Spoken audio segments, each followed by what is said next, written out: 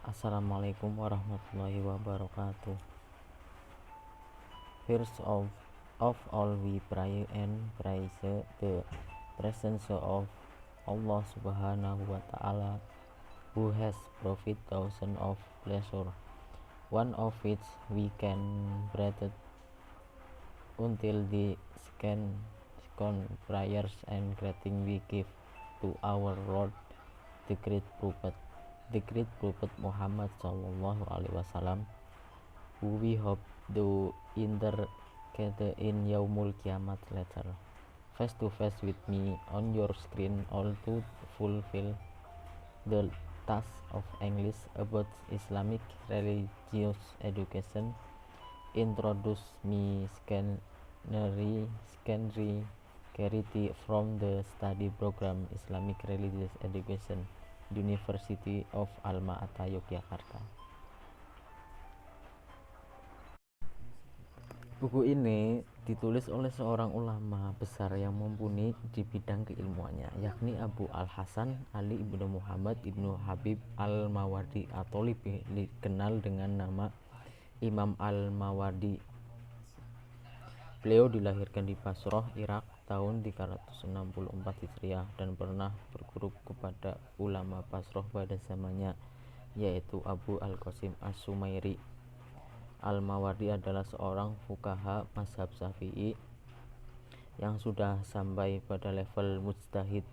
Beliau juga pernah menjabat sebagai qadhi al-qudat atau kepala hakim pada tahun 429 Hijriah pada masa Khalifah Al-Qaim bi Amrillah pada tahun 422 sampai 467 Hijriah.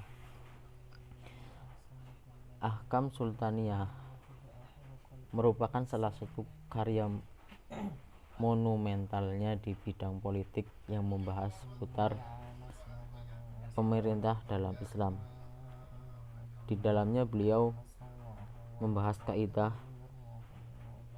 tentang sistem politik, administrasi keuangan, peperangan dan sosial di dalam negara khilafah pada zamannya.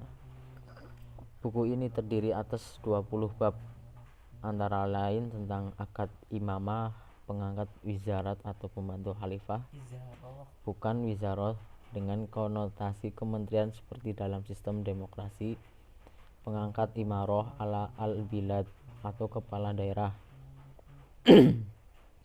pengangkat imaroh al-jihad, panglima perang, dan sebagainya, termasuk bab tentang jizyah dan kharaj, hukum ihya.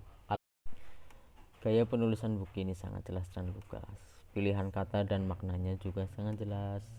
Susunan kata dan redaksinya pun begitu serasi. Di samping itu, penulisan juga dikenal dengan akhlaknya yang tinggi dan mempunyai rekam jejak pergaulan yang bersih. Ditambah lagi dengan sanad keilmuan beliau yang pernah berguru kepada sejumlah ulama terkemuka di Baghdad. Maka sewajarnya jika karya Imam Al-Mawardi yang satu ini menjadi sangat istimewa di hati kaum muslimin sekaligus sebagai rujukan utama pada masanya. Namun kitab ini masih menyampur adukan hukum-hukum syara yang membahas sistem pemerintahan, sistem ekonomi, sanksi hukum, termasuk masalah administrasi dalam satu kitab.